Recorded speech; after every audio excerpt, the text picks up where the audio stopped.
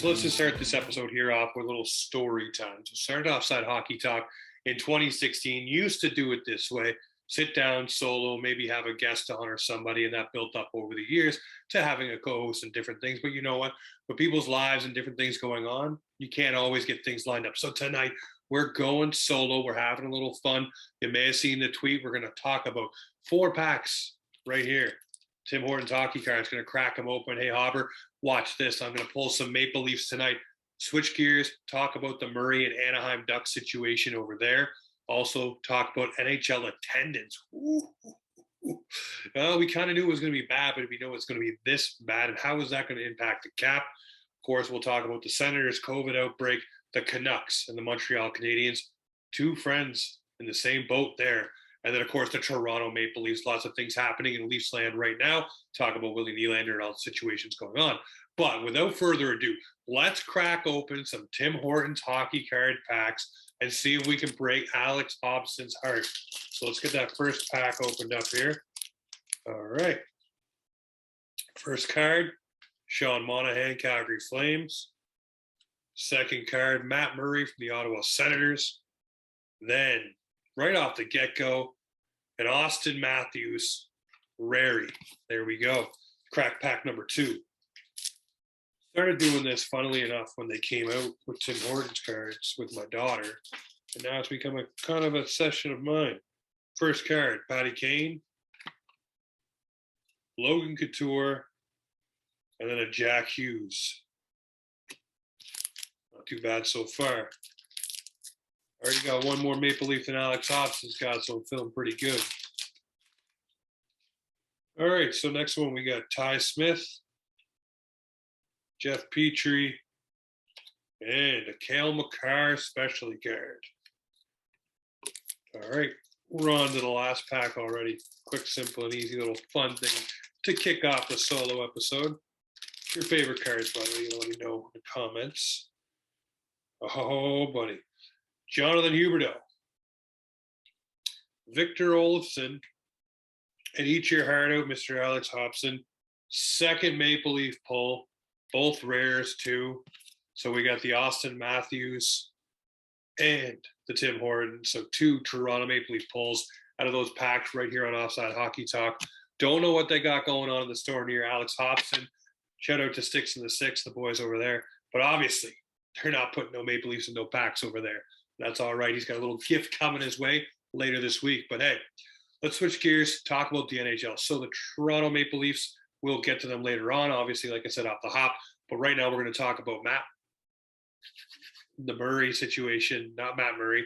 Talk about Murray and the Anaheim Ducks. So obviously came down. There was an investigation. Then all of a sudden he's stepping down, going into the treatment program. Good on him, I guess, for that. I wonder what the investigation turns out. You don't want to say anything bad about a person until everything is known, all the facts. But obviously, with how quick this happened, there has to be something of substance there that is triggering all these motions to go through. And you have to start to wonder, you look at what Jeff Merrick said as well, is there going to be more of this? Is there going to be more problems that end up rearing their head here in the NHL that's starting to need to get solved? That were things that were looked the other way on, swept under the rug, maybe things that just weren't really talked about. Don't know, have to check it out. As far as the Murray situation goes, obviously an interim GM coming in. We'll have the tag for the rest of the year, not something they're rushing on.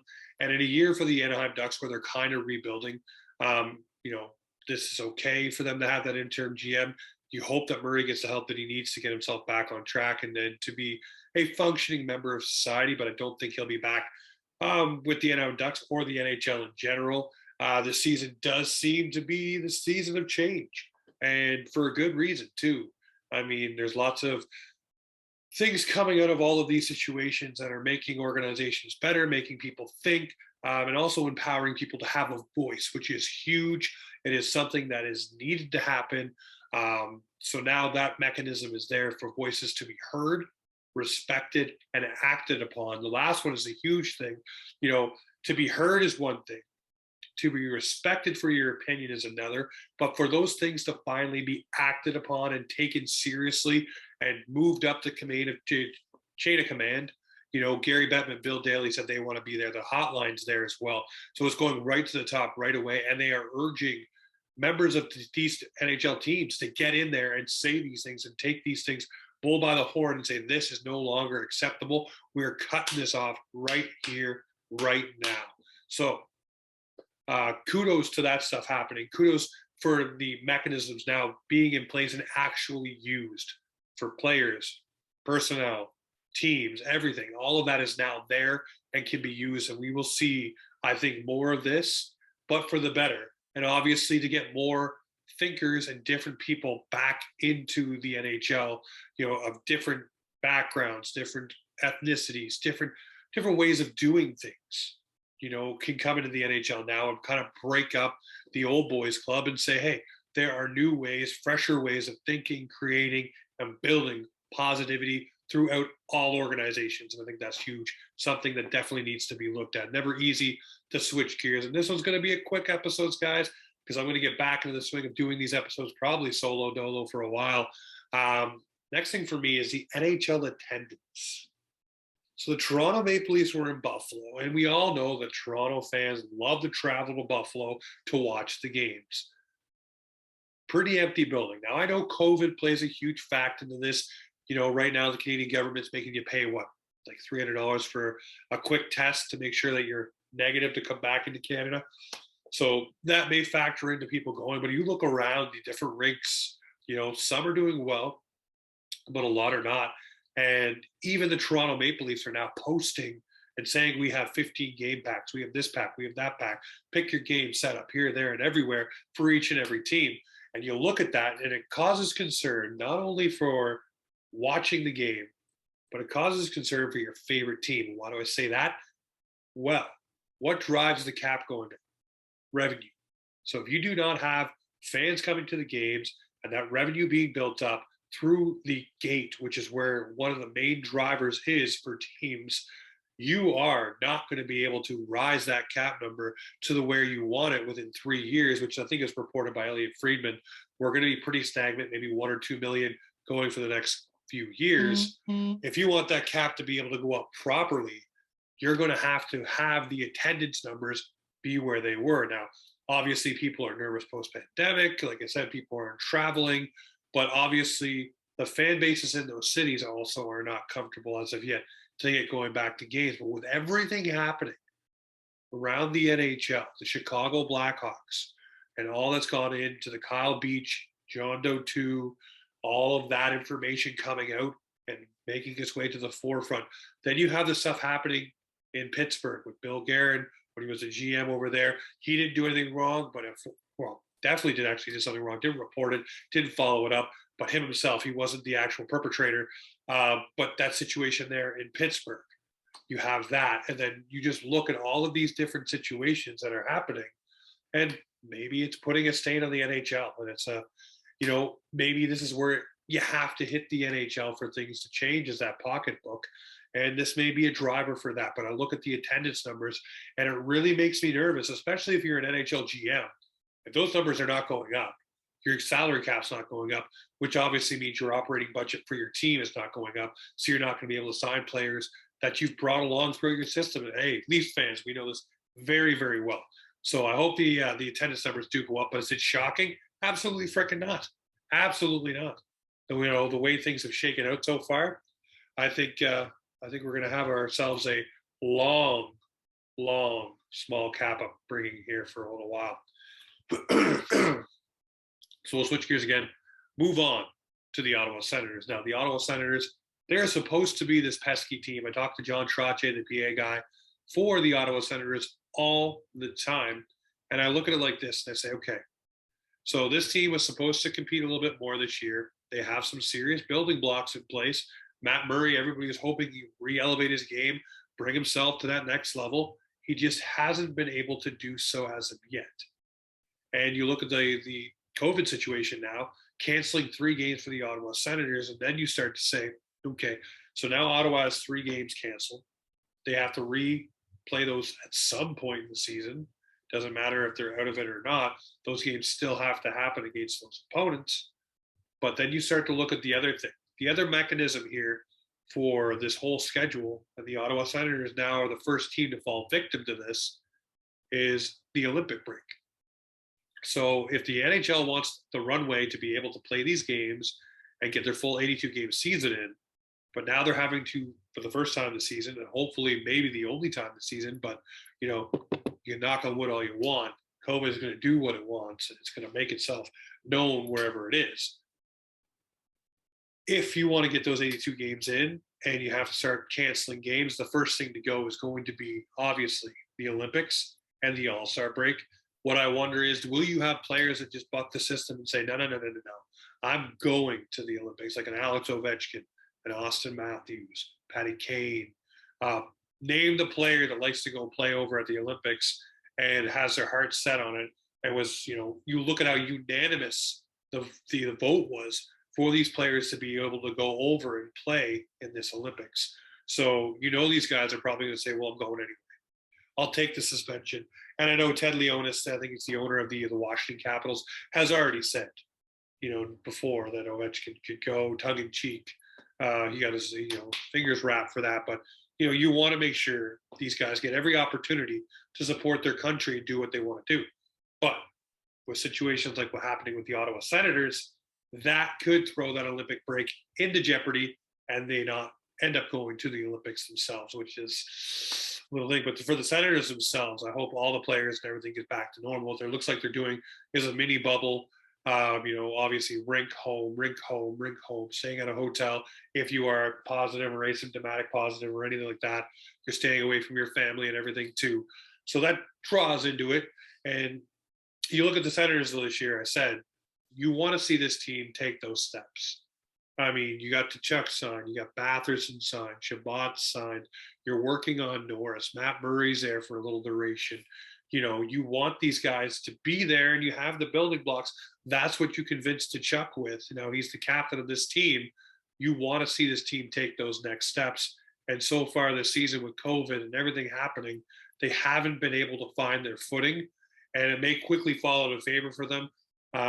I said in the preseason rankings, I didn't have them in the playoffs, but I had them knocking at the door and being that team that just pisses people off week in and week out and ruins chances for other squads. That's still what I think they're going to be. But right now, it's just absolute pandemonium there with the COVID situation and with not being able to get their footing and a foothold to get this season rolling the way that they wanted to get rolling. Speaking of two teams that haven't got rolling the way they wanted to get rolling, first off, tip of the cap to Carey Price. To come out with that statement, we weren't owed any explanation. I don't care what anyone online says. There's a lot of idiots online that seem to think they are entitled to what the situation is with Carey Price or Johnny Drouin. Name the player, name the time. They think they should have all that information and it should be given to them. I do not believe that for 1 second, but what Carey Price did was take the bull by the horns and let everybody know what he was there for and what was going on. And in doing so, allowing other people to feel comfortable to come forward with their situation and try to get help and seek help. And if he can shed some light on his and help some people with theirs, I think that is huge. So tip of the cap to Carey Price. I know he's working on his conditioning and working his way back to the Montreal Canadiens organization. I hope he takes all the time he needs to get back to being 100% Carey Price and 100% Carey Price the person first, the player second. So tip of the cap to Carey Price for coming out with that. You probably helped an immense amount of people and you don't even know the impact that had, but that's huge. And again, he owed that to no one, but huge of him to do so. Now, the Montreal Canadiens themselves, as a Leafs fan, I'm not trying to dunk on them. I'm not trying to slam dunk. I got a lot of good friends over on the Montreal Canadiens side. So for me, I look at the Habs and I say, what's going on? What is going on there? Obviously, without Carey Price and Shea Weber, that is huge for them. But then you have Joel Edmondson out, family situation, and some guys coming back that aren't themselves. Now, maybe the Stanley Cup hangover is real for the Montreal Canadiens, and they are struggling and they are having problems.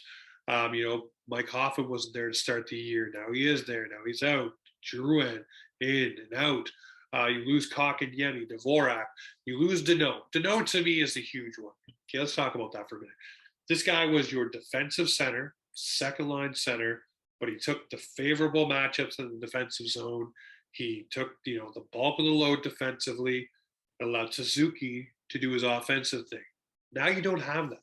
That mechanism's gone. And you're looking at Dvorak and Suzuki to carry that bulk of the mail, and the inexperience is showing. Cole Caulfield as well. They're not going to slam the guy. What the Utica Comets did, that's up to them. That's, A, silly and fun, but B, crossing the line a little bit. It's okay to poke the bear, but, don't bully a guy. Don't beat a guy down when he's down. That's just foolishness. But I look at Cole Caulfield, and I said this to the guys over at the Habs Unfiltered podcast. I said, you shouldn't hitch your wagon to a young player who's just coming into the league, because the expectations go from here to here, and we all know what that's like in a Canadian city. It's absolute craziness. It's a fishbowl. You can't go anywhere without somebody saying your name or wondering why you're not doing well. And for him, he came in university, came over to the Habs, got in the lineup, made some noise, scoring overtime goals and all the flash and dash, had a pretty good playoffs. But here's the thing, the regular grind for this guy was not there. Okay, he didn't go through the NHL grind yet. He didn't go through the AHL grind yet. These guys are bigger, faster, and all that stuff. And I know he did it through the playoffs and all that stuff, but that was completely different last year. Completely different. Okay, especially seeing the same teams a whole bunch of times, different things like that. This is different. This is travel. This is the big boys game. Okay. And I think Cole Caulfield just needs to get a little bit of confidence back in the AHL, get his feet under him, get rolling. But I said this from the beginning. I think that's where he should have been. I picked him high in my hockey pool because I really wanted him and Kirill Kaprizov to come in and blow the doors off, fill the net, because I thought that was going to happen. Obviously, you look at what all the prognosticators were saying about Cole Caulfield. He's going to be the rookie of the year, a slam dunk for rookie of the year. All those things are great to say, but when a guy starts to have a bad season, we'll all poke fun a little bit. But the thing is, you look at the human element of things. This is a young kid who needs to find his confidence, find his game, and get back to rolling. And he needs not all the pokes and jabs and jarbs, especially from Habs fans, wondering where he went, and then throwing the cold coffee name at him. Guys, be better, man. You guys went to the Stanley Cup final last year. That's amazing. You guys aren't doing so hot this year, but support the guys you got there, okay? Because there's a lot of good guys in that squad. I mean, anybody would take a Brendan Gallagher. Anybody would love a Tyler Toffoli. You can keep Josh Anderson. That contract is crazy. Obviously, if he lives up to the billing, that's cool, but I don't think he's going to. Speaking of not living up to the billing, Vancouver fans, let's sit down and talk for a minute here. So coming into this season, I looked at the Vancouver Canucks and I thought, you know what, the Pacific Division, got a pretty good chance to probably make some noise. Elias Pettersson took a little bit of time, but you got him signed. Quinn Hughes, same deal. Took a little time, but he's there. One of the best defensemen, offensive defensemen there is. Then you went and signed every Tom, Dick, and Harry to a little bit expensive deals like Tucker Poolman and stuff. So those things are hard. Then you have Travis Hamonic sitting home. It's hard to pinpoint what went wrong or what's going wrong there. The talent seems to be there.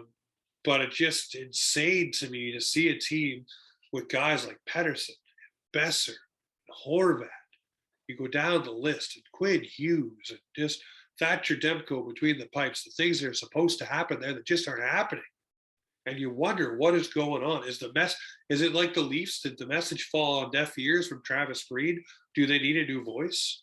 Do they need a new GM who brings in the right type of guys? We talk about chemistry, we talk about locker room, we talk about all these things. Maybe that's what's needed here in Vancouver, someone to strike it down. I got asked the question the other day on one of my live feeds when I was on TikTok. Do you think that the Sedins could be the answer to the problems in Vancouver? And I said no.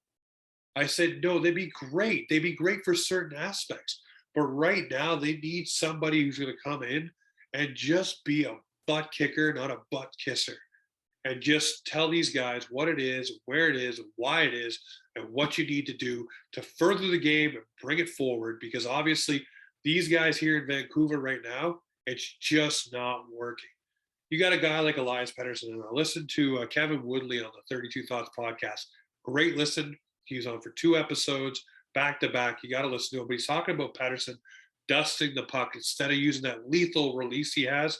He's actually cradling the puck, which is giving the goalies time to settle down, which is taking away some of his weapons. So maybe he just needs to find that confidence to get that rolling. But how do you do that? How do you do that when you're losing? And then again, Canadian market, we talk about Montreal, Canadian market, obviously the fans are on you. Everyone's on you. The media is on you. And I'll take you back to before Elias Pettersson signed. And there was a little bit of a tongue-in-cheek comment about maybe he doesn't want to be there. That came out. What makes a guy even more unhappy and not want to be there? Being pestered by the fan base. I know you get paid millions of dollars, but even still, these things affect people. It starts to break down your mental game. Sometimes that's why guys go out to Florida or LA or any of these smaller markets and end up lighting it up because the pressures are not there. You can walk down the road and you don't have people saying, hey, what's going on with the power play? Why aren't you scoring goals? I picked you in my fantasy pool, et cetera, et cetera, et cetera. And now I'm seeing trade rumors about Brock Besser.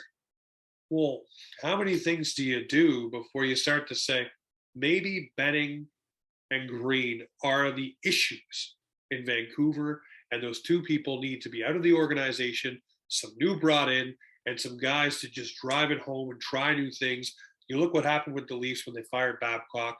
It seemed to jolt the team, jolt the energy. They always say, a GM gives a coach a trade. Well, are you really going to trade Brock Besser? Are you really going to try to move Bo Horvat? Like, what are you going to do? You're going to move one of those bigger guys? That's your bullet in your clip? You're going to do that for a coach that it seems like he's lost the room and lost the ears of the players? And no offense, I mean, I know Aquilini said he gives Benning a full vote of confidence, but how do you give somebody a full vote of confidence when it doesn't appear to be working? The things you've brought in, the moves that you've made, don't seem to be gelling the team any better than what it was. So I think that you really need to do it now. If you want any serious salvation of this season, you need to make those 2 moves immediately. Clean house on that side of things. And hopefully you can get these guys rolling, get the confidence back, get the spark, get the fun, get the energy. What Keefe said when he came in, he kind of had to cradle the Leafs a little bit. Put the music on, do the fun things, get the life back into the lineup. And I think that's what they need in Vancouver right now. I'm not saying that you need music and fun. I'm just saying you need to inject some life there. I don't know. But for me, to trade a guy like Besser or trade a guy just to make a move, to try to make a statement, to shake things up, I think those days are gone. I think you need to get rid of Benning, get rid of Green, and move forward for the Vancouver Canucks. I really, really feel bad for Canucks fans this season. I thought they were going to do great, especially the Pacific Division. It looked like a gong show, pretty wide open. But when you're sitting at the bottom of that, 7th, you're sitting there wondering when things are going to change and how they're going to change. And how do we have this talent, some of the premier talent in the NHL, and not be able to take the steps forward needed to even be a playoff team? Not a division leader, just a playoff team. You're not even there. Makes me shake my head, man. I'm sorry for Vancouver fans, 100%. Lastly, on the docket, the topic du jour on this show, you see the blue and white behind me. It's obviously the Toronto MapleLeafs. Kind of cool things happen in Leafland, I guess. They're 8-1 in their last 9. Not too shabby. But Sheldon Keefe is not happy. Surprise, surprise. The guy who said the exact same thing last year in the Amazon documentary about the team picking up points, but they're not playing the right way and not having Stanley Cup habits. Here we go again, serving it up on a platter. Leafs are winning, but they're blowing leads, defensive assignments, not doing the right things, not covering for each other when a D-man goes down low, etc., etc., etc. Hello, Jack Campbell, by the way, for bailing us out. Absolutely wonderful. Joseph Wool, congratulations on your big W, your first one in your NHL career. Happy to see your mom jumping around and enjoying that one. But Leafs fans, let's not kid ourselves here. I said this to Josh Egan, Dave Alter, Alec Hobson, everybody who was on the pregame, pre-show for the preseason season preview, longest name ever. I said, I want to see this team be able to suck the life out of a game, be up 2-1 and suck the life out of it. Now, there's been glimpses of that, absolute glimpses of that, but I don't want glimpses. I want full-on beaming into the sun view of this team being able to hold a lead, capture a lead, and win a game dominantly from pillar to post. I want teams chasing them. If you have some of the top offensive talent in the NHL, there is no reason you should be always chasing the matchup. The matchup should be chasing you. You have Austin Matthews, Mitch Marner, William Nylander, John Tavares, Morgan Riley. The matchup should be chasing you to figure out what you're going to do. I understand times you have to stymie the other team's best players. I get that. But when does the tide turn and you say, hey, you're going to chase us, we're not chasing you? That needs to happen more. These guys need to take over games and just dominate. That, I think, is what Keith was waiting for, because he wants to see that from pillar to post. And that's what I'm saying, and I've been saying it all season long. It's great to rack up points. Playing like this in the playoffs ain't going to get you nothing. Nothing but another first-round see-you-later exit. It's great in the standings right now. We all said at the beginning of the season, none of this would matter. Guess what? All of us have abandoned that post of it doesn't matter. I've seen more pictures of the conference, more pictures of the overall in the NHL, more pictures of the Atlantic Division and where the Leafs are, et cetera, et cetera, et cetera. So we go into this and we look at the Leafs. Okay, they go in, they beat Philly 3-0. They go in, they beat Buffalo. They go in, they win, they win, they win. Great, great, great. What happened Saturday night? The Leafs look like they have a game in hand. All of a sudden, it's 4-4, and you're using a Morgan Riley off the bar knuckle puck to win with 11.8 seconds left to go. Absolutely cool to see Mojo score that goal and for us to win. We'll get his victory, et cetera, et cetera. But William Nylander was stapled to the bench. And here's the thing. I have a theory on this one. So you take William Nylander, he's been one of your best players, most consistent, scoring goals, So he has a bit of a whatever game. So you bench him. Okay? No problem. You bench him in the third period with less than 5 to go. Okay. You're the coach. You do what you need to do. You do your thing. My theory here is you can't bench Marner because his confidence is already shook this season. We've seen in the Amazon documentary, was shook there too. So you can't really rattle his cage too much. Austin Matthews, you go sit Austin Matthews while you're sitting your absolute meal ticket to winning a game, because we've seen it time in and time out. And Keith did say that if they went to overtime, Nylander definitely would have been on the ice. For me, you take a guy like Nylander who's absolutely hot and you send a little bit of a message that, hey, even though you're doing great, even though you're getting points and doing well, you can still be benched. And like I said, you can't do that with Mitch right now. Confidence is already shaken. So don't stir that one. There's a little Bond reference for you. And then Austin Matthews. Well, you can't sit your meal ticket. You can sit John Tavares, but why would you sit John Tavares? He's been one of the most consistent players on the two-way game, scoring everything you can ask from, blocking shots. He's doing it. He's there and he's doing it. Also, on John Tavares, anybody notice he's doing a whole lot of like this during the games? Like something's crinking his neck? Really hoping there's no residual effects from that Corey Perry situation that happened in the playoffs. But if you watch the game, there's a whole lot of this going on. And I know when I do that, that's because there's a crick in my neck and it hurts like a mofo and I want to get it out. You're looking for a way to pop.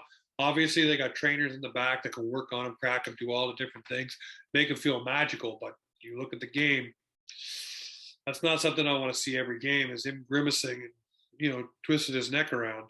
Obviously, he's trying to feel comfortable. He's playing through it. Another player I think is playing through a hip injury is Jake Muzzin. Go back and watch the past couple of seasons. You always see Jake Muzzin holding his hip. He's always kind of a little bit, trying to stretch that side out. And I think it's definitely the right side hip that's giving him a problem, which would lead to this season why he looks like he has mobility issues, a little bit slower, not as quick to pivot to that side. Also, defending on that side could be an issue for him. This is just me spitballing, but it definitely looks like he's got something going on in that hip area. Don't know if you've ever banged your hip off something and had some bruising or an issue there, where you don't have the full flex mobility where you can turn and you kind of grimace every time you do, and you stay away from it. Or it could be the injury's healed, but he's so used to not going that way because he's grimacing in pain or used to that pain being there that now it's a mental block and things happen. Then let's get to the line combinations. Can someone explain to me how Nick Ritchie today in practice is back on the first line? Yes, his shooting has gone up. Yes, his chances have gone up. But here's the thing. He does not fit with Matthews and Marner. If you put those two back together, I want to see it with Ondrej Kase. I want Kase on the first line. That guy is a bulldozer. Speed, can score, got hands, doing the whole nine bongles. That is a guy that I want to see on that first line. Now I look and I say, okay, Michael Bunting's not there anymore either. He's now on the fourth line. I've said this all season long. Michael Bunting loves to take a whooping and keep on ticking. Loves to get into it and smile and having a great time. He's put the puck in the net a few times, generated a few chances. What is Nick Ritchie doing that he's allowing Sheldon Keefe to say, nah, he's back on the first line? Do I agree with Kerfoot on the second line? Sure. Why not Ondrej Kase? I'm saying I'm beating the Ondrej Kase drum now like I beat the Nick Ritchie drum to start the season. For me, Ritchie, you could sprinkle him on the second, third, or fourth line. Use him where you want to use him, but not on that first line. That first line, I want to see Matthews and Marner with Kase. If you're going to put Matthews and Marner together, put them with Kase. Please, put them with Kase. And one little thing that no one is thinking about, and a guy who's just skating around, getting healthier, Ilya Mikheyev is on the mend. And this is a guy that we're going to have to get back in the lineup somewhere and fit throughout our top nine, bottom nine, whatever you want to call it. He's got to have a spot. And that Keefe's going to throw him right out there with John Tavares and Willie Nylander if that's going to be the line. I mean, I said it the other night. I think that Mikheyev's time is done here. And I think either Dermott or Hall's time is done as well. You package those two players out and send them somewhere and get a package back, get something back. Shore up that D. But it looks like they're looking for a forward. Here's two names that I've thrown out. Why not go look at what Phil Kessel's doing? You're already paying him. Be fun to have that little story, write the ending right there. Or if you're pushing your chips in and this is your year, go get Patrick Laine. Go get him. Find a way to make it happen. Get Patrick Laine. Have those two trigger men on the power play, Matthews and Laine. Absolutely one-timers. Who's stopping it? Who's stopping it? Nobody's stopping that. Matthews, Laine, Marner, Nylander, Riley. Hello, nurse. Yes, check, check, check, check, check, check, check, please, because that is a power play that would be lethal. All right, well, here we go. We build dreams, we have fun, we talk hockey. Tonight, a little rough, obviously, going solo. Didn't have it prepped this way, but this is how she might be shaking out for the next little bit. So, 3 stars for this week for the Toronto Maple Leafs. My third star is going to be the one, the only Mojo Morgan Riley. Blocking shots, learn how to defend the 2-on-1 a little bit more, wheeling, dealing, scoring with 11.8 seconds left to go. Mojo, you got my third star. My second star of the week is going to go to the one, the only defensive machine. I think he's the stabilizer of this defense. Underrated signing, David Kampf. Yeah, I said defense.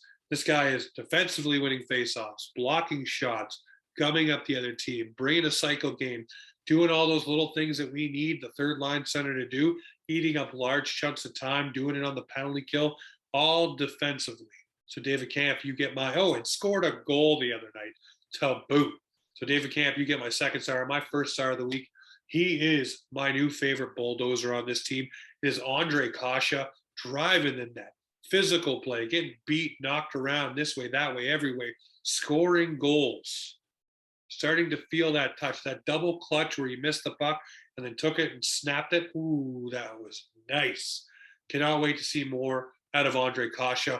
Want to see him up with Matthews and Marner. I think that would be a lethal weapon right there with those two units.